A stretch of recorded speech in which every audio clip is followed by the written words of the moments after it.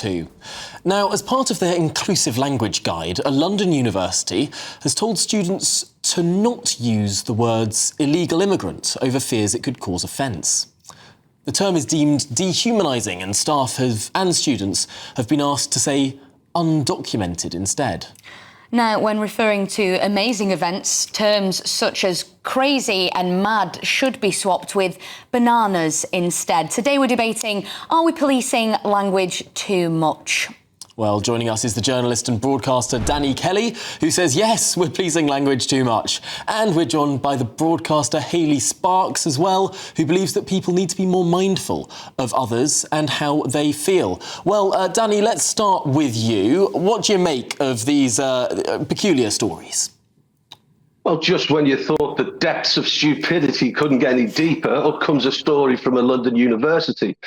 There's a clue in the name of an illegal immigrant. It's an immigrant who's come here illegally. They've come on a dinghy. They've smuggled themselves into the United Kingdom. I don't see how it's dehumanising. And just to not be able to call things crazy, and you've got to refer things to as bananas, you know, the depths of stupidity are getting deeper by the day in 2024 in the United Kingdom. So I'm not a fan of it. I'm worried about what students are going to think as well. I'm worried about a subtle, insidious indoctrination about what is acceptable and what isn't acceptable. Because the next thing, as soon as you outlaw and you ban the word illegal immigrants, then if you have any objection to people coming here illegally, I can tell you now, those people who think illegal immigrants is inappropriate to call them that, they'll just slam you as a racist. That's the next logical step in this warped ideology. Well, let's hear from Hayley now. Hayley, I know you believe that it's not that difficult to try and alter some parts of language if it's going to be particularly offensive. Tell us what your thoughts are. Well, don't get me wrong, I do agree to some extent. There does have to be a balance, but I do think that words are really powerful, and I think if we can adapt in some instances, I'm not saying all, but I think we have to run with respect, kindness, and unfortunately, especially the younger generation that they're growing up in now, there does seem to be extreme sensitivity, mental health issues. They seem to be a generation that struggles a lot more than, say, my generation or older generation. So I do think sometimes perhaps we do have to strike a balance sometimes.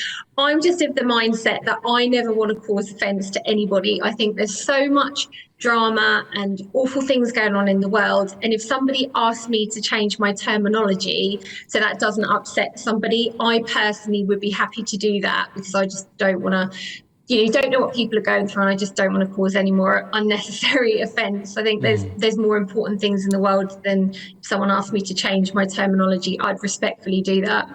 Danny, is it just disrespectful to ignore these requests? I think Hayley's right to a certain extent. If you are, if you like, mentally fragile, and if someone is going to refer to you as an illegal immigrant and that's going to upset you, then I think that needs to be taken into account. But where I depart from Hayley's opinion is that we should just have a blanket policy. You know, getting back to the story about the inclusivity and everything, unfortunately, the university have made a statement by saying, you know, we want to be kind and inclusive. And that's the sort of garbage that's trotted out just to defeat anybody who with a common sense approach to life. You know, why should I be told what I can and can't say, generally speaking, about a guy who's got on a dinghy and landed in Dover? Hayley, where do we draw the line with this, though? Of course, there are ones that people might find particularly offensive. I know a few years ago, an epilepsy charity tried to prevent people from using the word brainstorm, which could be quite offensive to someone if you are suffering with that condition. But bananas instead of crazy, isn't that just a bit much? Yeah, I do agree. Although, like I said, my opinion is that I personally would adapt so I don't offend somebody.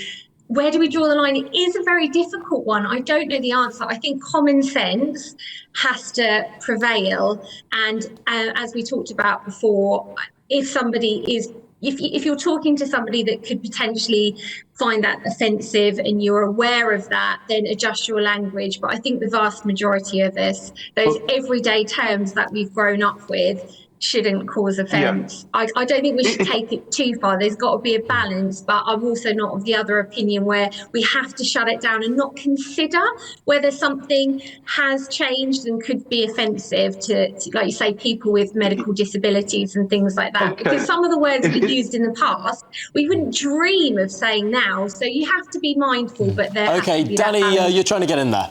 Yeah, no, if I could just interject, Hayley, I think you're right. If there's a specific individual who will be offended, and this goes across the culture wars with gender identity, and if a man wants to be referred to as a woman, in my company, I would do the she, her thing, because I'm a polite guy. The thing is, the University of London is making a generalisation. You make great examples about one specific case, so if you are particularly offended, I'm going to change and modify my language, and I agree with you. The problem is that it's a blanket policy. And that is the insidious nature of this, because all of a sudden, everybody must approach certain subjects in a particular manner, otherwise you're a bad person. And that's my problem with it. Individually, I agree, but generally speaking, if I want to call someone an illegal immigrant because they got on a dinghy and landed in Dover, I'm going to do that.